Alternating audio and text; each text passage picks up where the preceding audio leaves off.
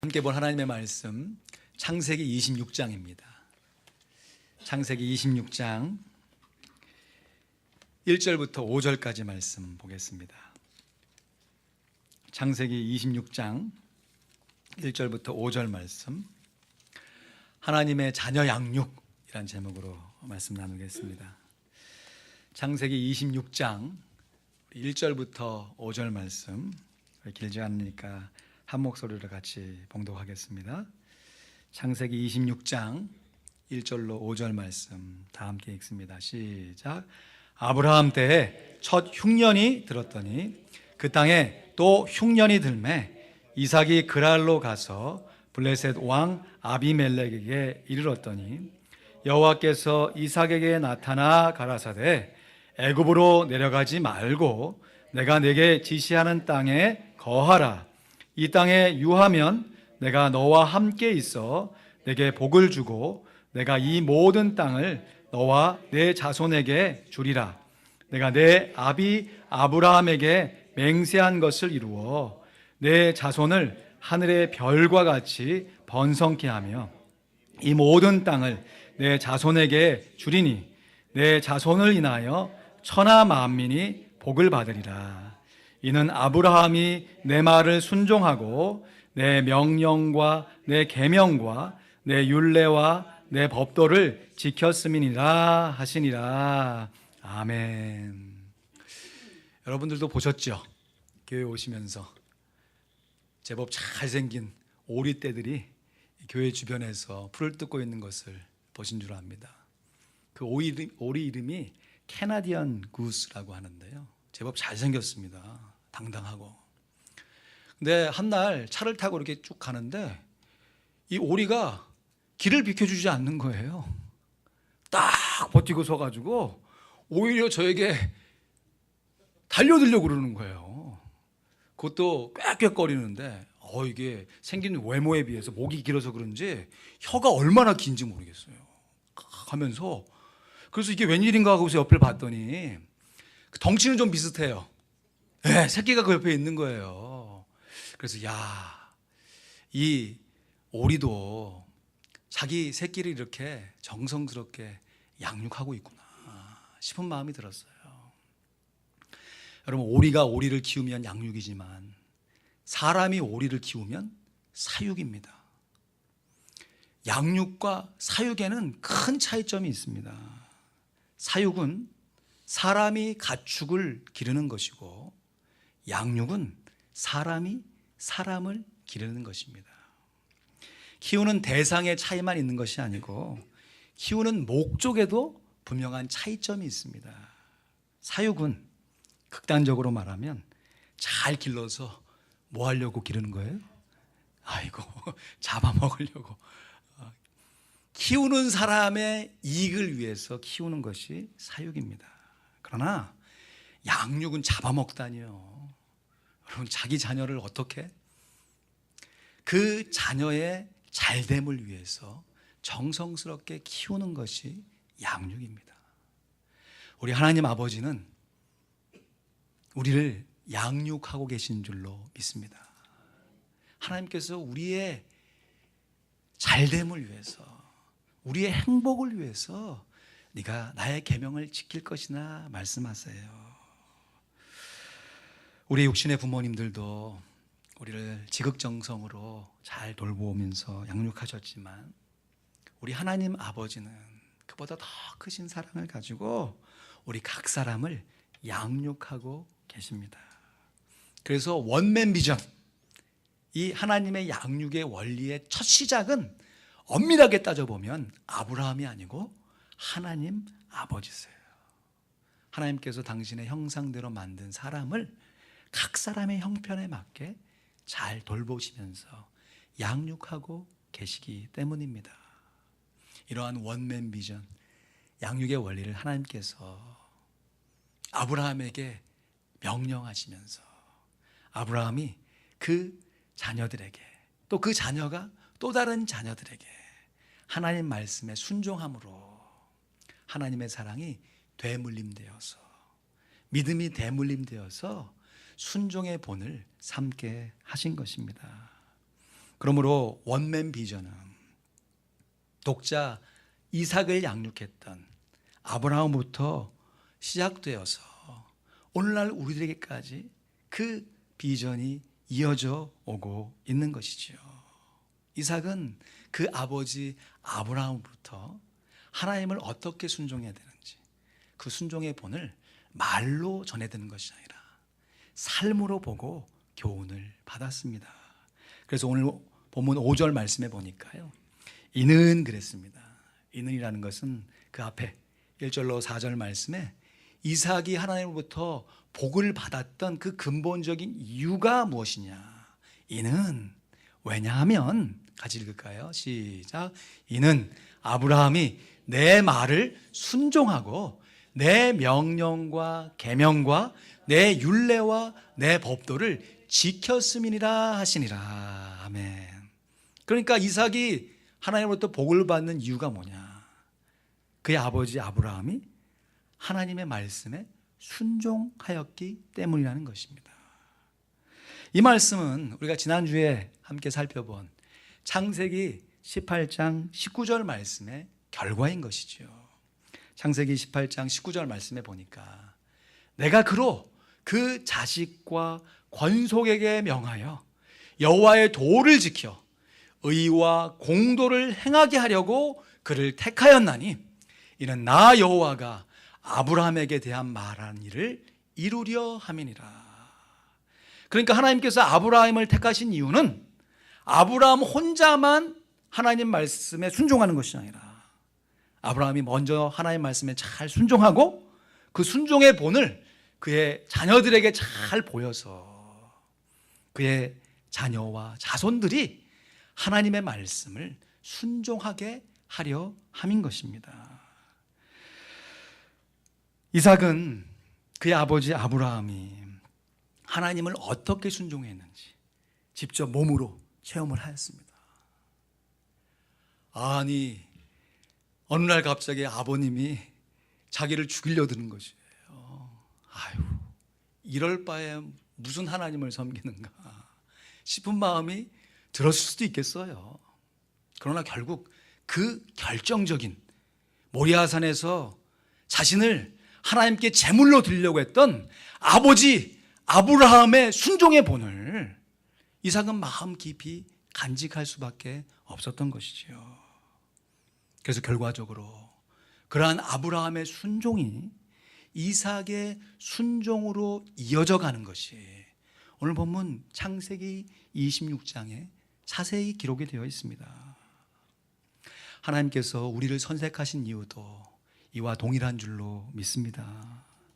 하나님께서 저와 여러분을 선택하는 것은 먼저 우리들이 먼저 하나님의 말씀에 순종하는 하나님의 자녀가 될 뿐만 아니라 그 순종의 본이 나에서 끝나는 것이 아니고 우리의 육신의 자녀, 우리가 돌보고 있는 영적인 자녀들을 통하여서 펼쳐져 갈 수 있도록 우리들의 자식들과 후손들에게 우리가 말로만 가르치는 것이 아니라 삶으로 본을 보임으로 말미암아 하나님께 순종하게 하고 올바른 일을 하기 위함인 것입니다. 그러기 위해서 우리들이 먼저 하나님 말씀에 순종해야 하는 것은 두말할 필요가 없는 것이죠. 부모가 먼저 하나님 말씀에 순종하지 않으면서 그의 자녀들을 향해서 너는 하나님 말씀에 순종해야 돼, 어떻게 권면하고 강요할 수가 있겠냐 하는 것이에요. 여러분, 부모가 되어야 부모의 심정을 헤아릴 수 있죠. 마찬가지로 우리들이 이 땅에 살면서 우리의 영적인 부모이신 하나님의 뜻을 100%다 헤아린다는 것은 불가능합니다. 그럼에도 불구하고 하나님께서 나를 훈련시키시고 돌보시고 양육하시는 그 하나님의 사랑을 내가 느끼고 다 이해할 수 없지만 나 이해하리라, 나 닮아갈 수 없지만 나 닮아가리라 하는 그 마음을 가지고 우리의 육신의 자녀들에게, 우리가 함께 신앙생활하고 있는 성도들에게 하나님의 말씀에 순종하는 순종의 본을 삶으로 보여야 하는 것입니다.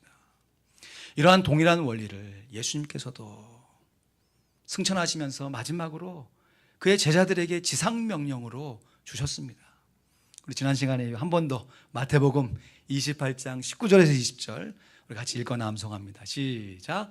그러므로 너희는 가서 모든 족속으로 제자를 삼아 아버지와 아들과 성령의 이름으로 세례를 주고 내가 너희에게 분부한 모든 것을 가르쳐 지키게 하라. 볼지어다 내가 세상 끝날까지 너희와 항상 함께 있으리라 하시니라. 할렐루야. 예수님의 지상 명령입니다. 가르쳐 지키게 하라.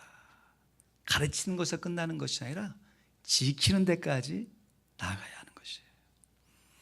이러한 명령을 주신 예수님께서 그냥 명령만 탁 던지시고 만 것이 아니라 실제로 예수님께서 먼저 그 명령대로 순종을 하셨습니다. 십자가에 달려 죽기까지. 그가 아들이실지라도 고난 속에서 순종함으로 우리에게 본을 보이셨습니다. 그러기에 예수님께서는 당당하게 그의 제자들로 하여금 예수님께서 가르치신 대로 너희들도 순종하면서 너희들이 순종했던 그 순종의 본을 또 다른 사람들에게 가르쳐 지키게 하라 명령을 하신 것입니다.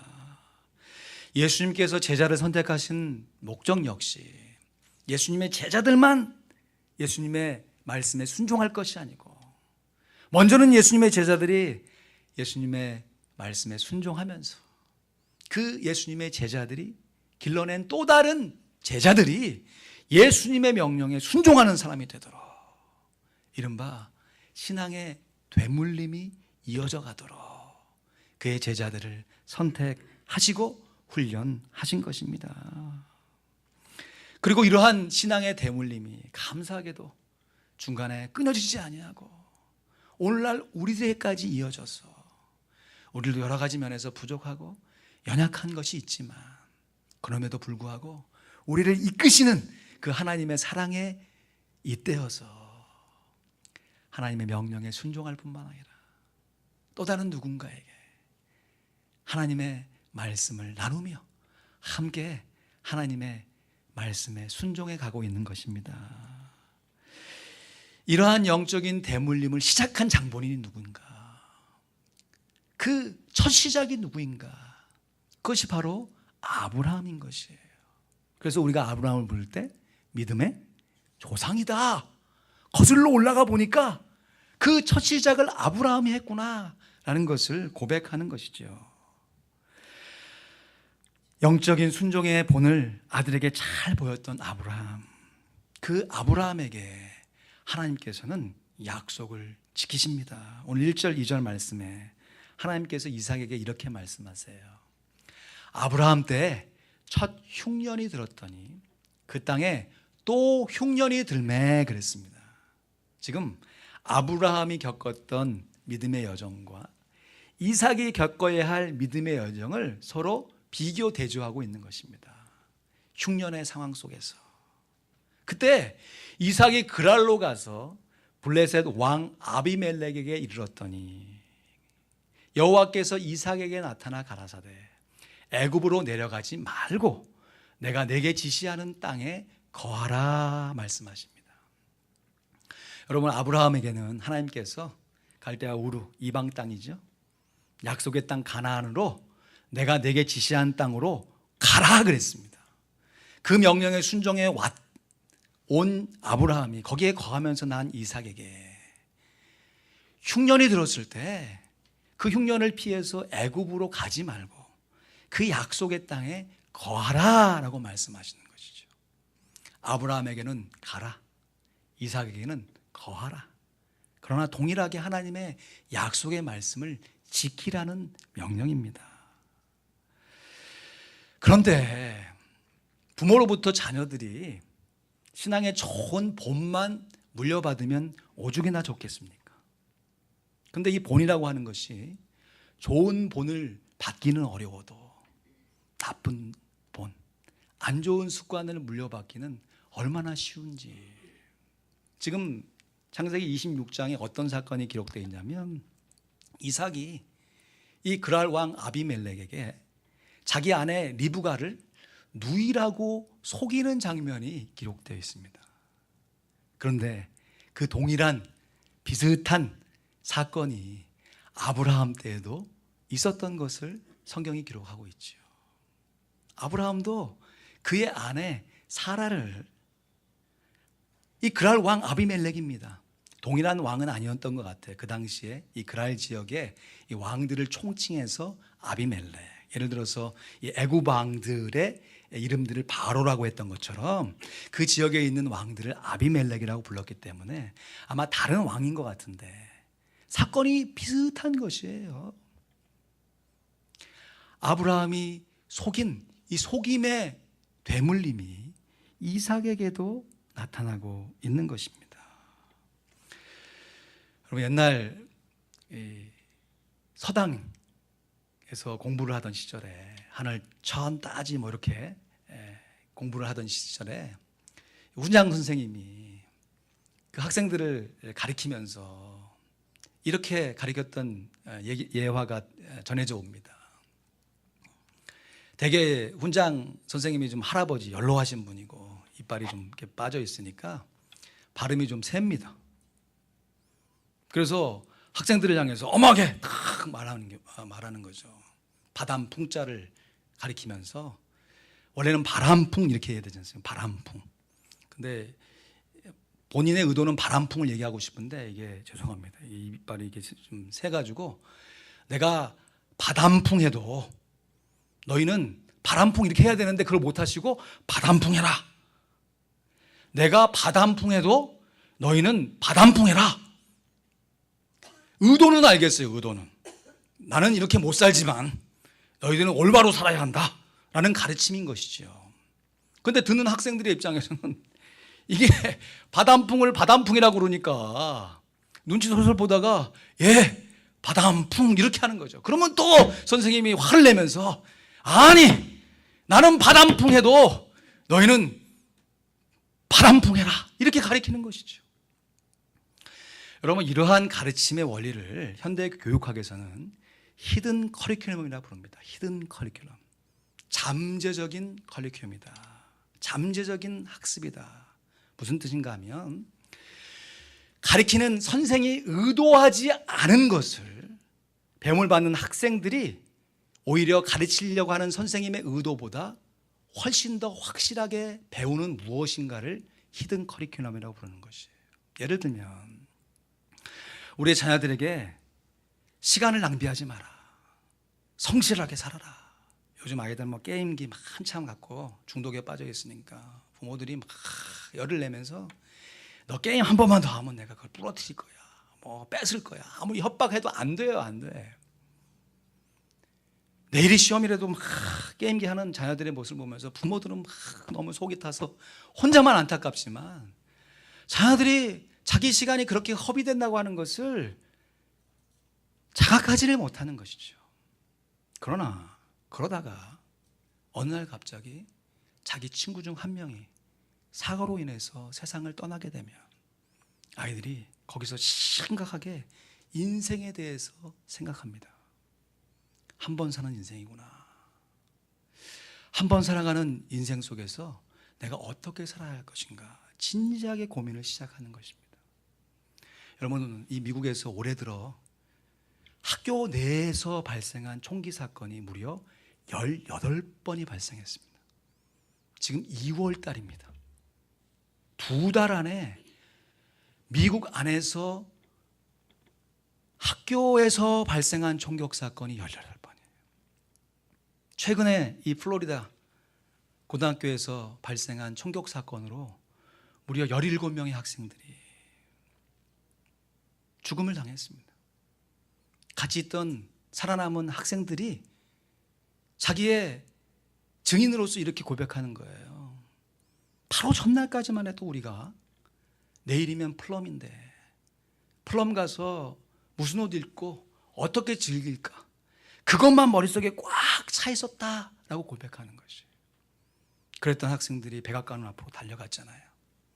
그리고 함께 스크랩을 짜고 3분간 누워서 퍼포먼스를 했습니다. 왜 3분 동안 들어눕는가 봤더니 이 총격범이 총을 마켓에서 사는 시간이 단 3분밖에 안 걸렸다는 거예요.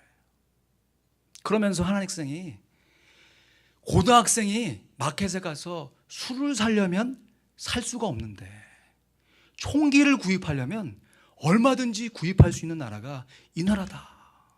이게 말이 되느냐.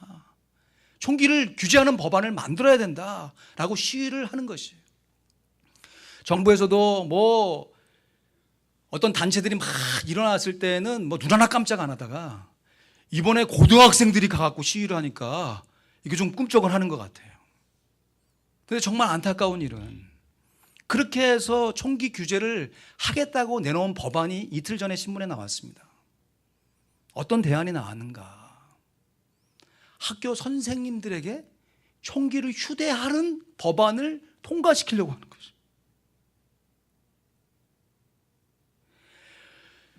왜 그런 법안을 통과시키려고 하는가? 기사를 읽어보니까 나름 일리는 있습니다. 총격범이 이렇게 총을 탁 쏜 그 시점에서 경찰이 그 학교로 그것을 제압하기 위해서 온 시간을 재어보니까 짧게는 뭐 10분 만에 온 학교도 한 학교가 있습니다. 그러나 대부분의 학교들이 다 1시간 반, 어떤 학교는 3시간 지나서 온 거예요. 여러분, 우리도 경찰 무슨 급한 일이 있어서 부르면 빨리 오나요? 총격전이 벌어졌는데도 2-3시간 있다가 경찰이 나타나니까 뭐 사건 다 끝나고 죽을 사람 다 죽고 오니까 총격범 왔을 때 그것을 제압할 수 있도록 어떤 훈련된 선생님들에게 canceled carrier, 총을 보이지 않게 숨겨서 가져갈 수 있는 법안을 통과시키겠다는 것이에요. 일시적으로는 효과가 있겠습니다. 일시적으로는. 그러나 이것은 히든 커리큘럼으로 큰 악영향이, 반작용이 생길 수밖에 없습니다. 내가 바람풍해도 너희들은 바람풍해야 된다. 내가 총을 갖고 다니지만 너희들은 총을 가지고 다니면 안 된다. 그 삶으로 보여주는 선생님의 교훈이 학생들에게 어떠한 악영향으로 나타나게 될지, 여러분, 이 법안 통과되지 못하도록 우리가 함께 기도하고, 우리도 좀 할 수 있으면 어디 가갖고 좀 들어눕고 좀 그래야 될 것 같아요. 우리의 자녀들이 어른들로부터, 우리도 그랬지 않습니까? 말로는 지식을 배우지만 삶으로 지혜를 배우는 거거든요. 어깨너머로 우리 부모님은, 우리 어른들은 어떻게 사나 눈으로 지켜본 삶의 모습을 가지고 자기도 모르게 그 삶의 교훈을 본받아서 살아가는 것이거든요.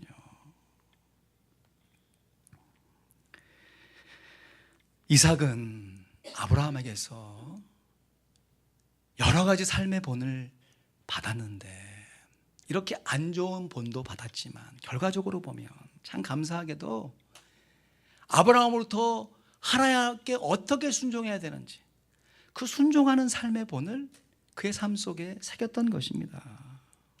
그래서 아브라함은 하나님으로부터 명령을 받아서 지시하는 땅으로 갔지만, 그래서 나도 이 땅에서 떠나서 애굽으로 내려가야지 이삭이 생각했지도 모르겠어요. 그러나 하나님께서 그와 정반대로 너는 지금 약속의 땅에서 살고 있으니까 아무리 흉년이 들고 어려워도 그 땅에 거하라 라고 하는 그 말씀에 순종했던 것입니다. 그래서 창세기 26장 뒤에 구절로 가보면요, 하나님께서 이삭을 형통케 하시는데 그 삶 속에서 어려움이 없었던 것이 아닙니다. 우물을 파놓으면 그 현지 사람들이 와서 메워요. 그러면 그 입장에서 얼마나 억울합니까? 그래서 다투고 분쟁해야 됨에도 불구하고 이삭이 그것에 참습니다. 없었던 일로. 그리고 또 다른 곳에 가서 우물을 파는데 거기서 우물물이 나오는 거예요. 그러면 또 그 있는 현지 사람들이 와서 그것을 뺏어요. 얼마나 억울합니까? 그런데 이삭이 거기서 대항하지 않고 다투지 않고 또 다른 곳으로 가요. 그래서 말씀해 보니까 결과적으로 그렇게 해서 얻은 복이 100배의 축복을 받았노라. 네가 어디로 가든지 형통할 것이다 라고 하는 하나님의 말씀이 이삭의 삶을 통해서 드러나게 되었던 것입니다. 믿음의 조상인 아브라함이 자기 하나밖에 없는 독자 이삭을 드릴 때 아브라함 입장에서는 하나님께 명령을 받은 것이고 하나님께 순종해야 되는 자기의 의무를 다한 것이라 볼 수 있습니다. 그러나 그렇게 당했던 이삭의 입장에서 보면 이게 웬 난리입니까? 어느 날 갑자기 아버지가 자기를 죽이려 들다니요. 이렇게 믿느니 차라리 믿지 않겠다 라고 반항했을 법한 그런 상황 아닙니까? 그럼에도 이삭이 반항하지 아니하고 끝까지 아버님의 그 상황 속을 묵묵히 견뎌내었던 그 순종함의 축복이 이삭의 삶 속에서 그대로 적용된 것입니다. 결국 부모가 삶으로 가르친 순종이 자녀들의 삶 속에서 축복으로 나타나게 되는 것입니다.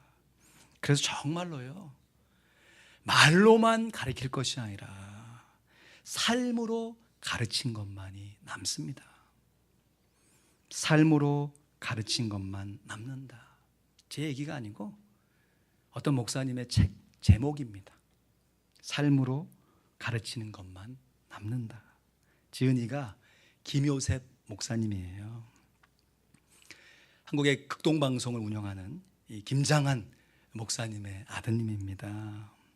이 책의 전반부에 보면 자기 아버지가 어떻게 미국 유학을 하게 되었는지 그 감동적인 스토리를 이렇게 쭉 써내려 가는데요.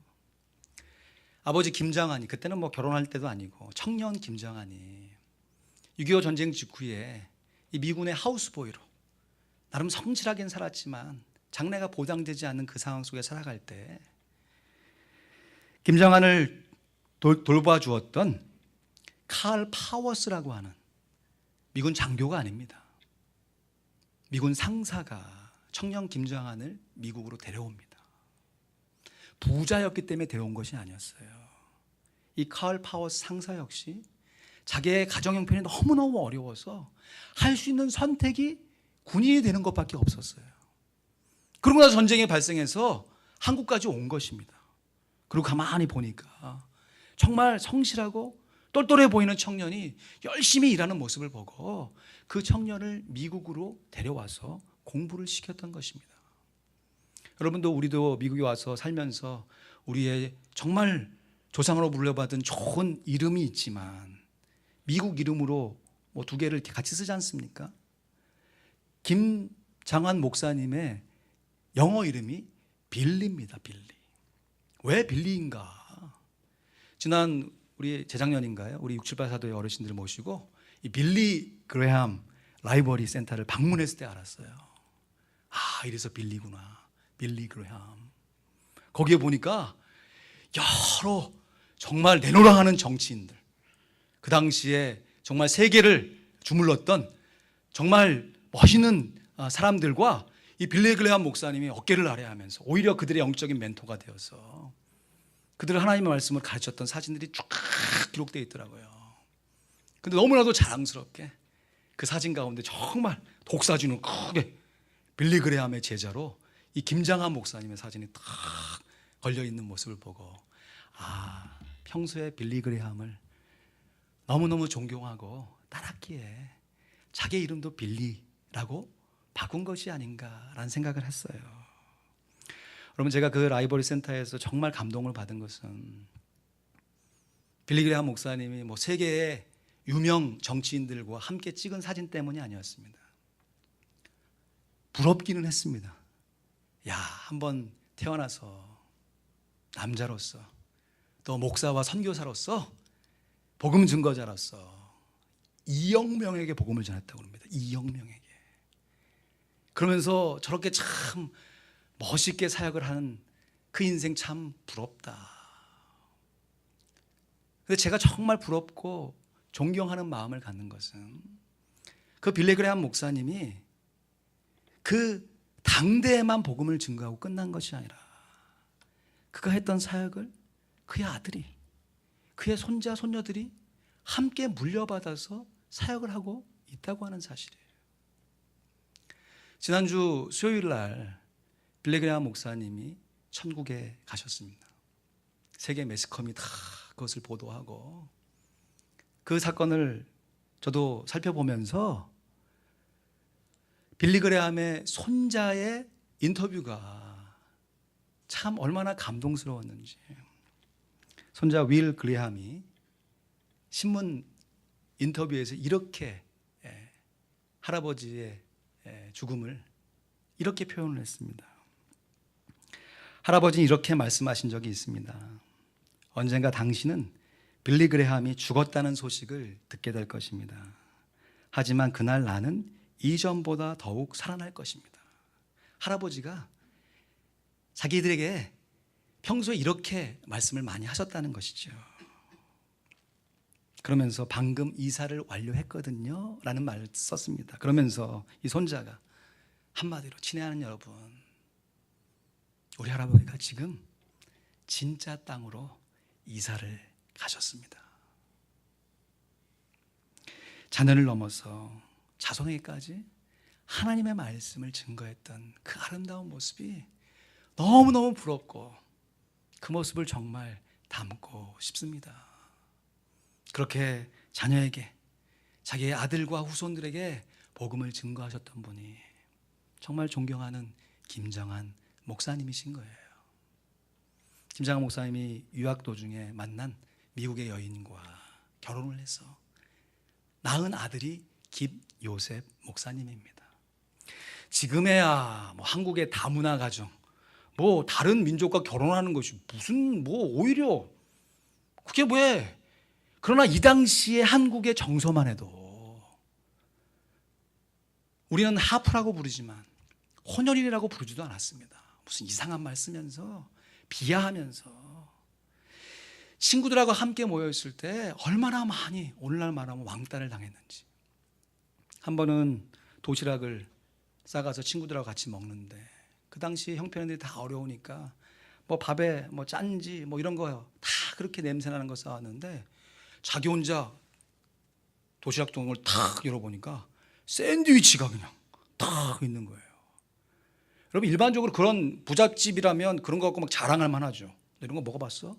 근데 이 김효세 목사님이 그 당시를 추억하면서 일이 얼마나 부끄러웠는지, 그걸로 해서 친구들에게 얼마나 많은 놀림을 받고, 그 당시에 막 샌드위치를 막 내팽개치면서 엄마에게 달려들어가고 막 원망불평했던, 그러나 어머니가 이 김효세 목사님, 그 당시에 어린 김효세 목사님을 향해서 하나님께서 너를 특별한 존재로 만드셨다. 하나님께서 너를 하나님의 형상대로 만드셨다. 하나님의 말씀을 계속해서 들려주었다는 거죠. 자라가는 과정 가운데 방황이 있었습니다. 실수가 있고 넘어짐이 있었습니다. 그러나 지금 예수님을 인격적으로 영접한 이후에 그 아버지가 살아왔던 그 신앙의 본, 어머니가 들려주었던 그 하나님의 말씀이 그 마음 가운데 알알이 남아서 지금 한 초등학교의 교목으로 활동하시면서 얼마나 많은 자녀들과 부모들에게 하나님의 말씀을 아름답게 증거하시는지요.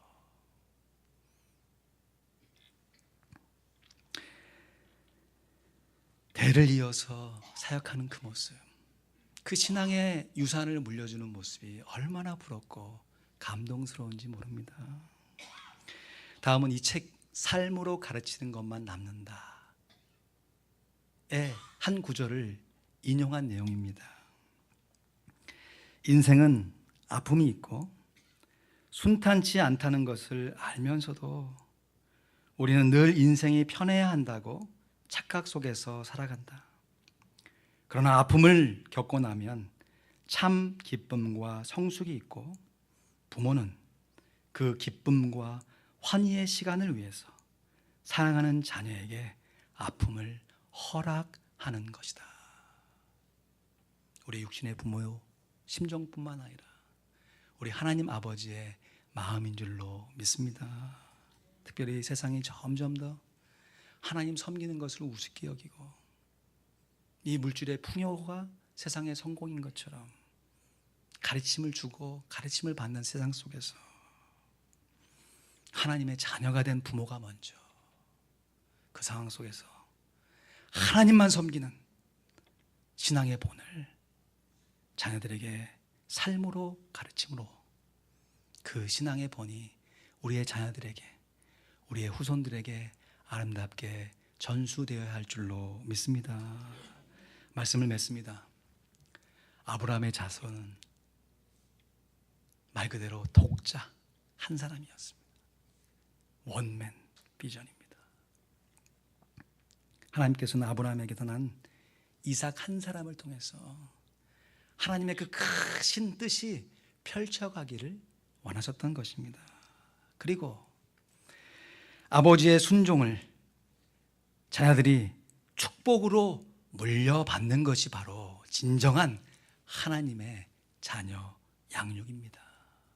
하나님의 자녀 양육이란 부모 때 하나님께 순종했던 그 순종의 본을 그의 자녀들이 잘 받아 누리고 그것이 자녀의 삶 속에서 축복으로 흘러 나아가는 것입니다.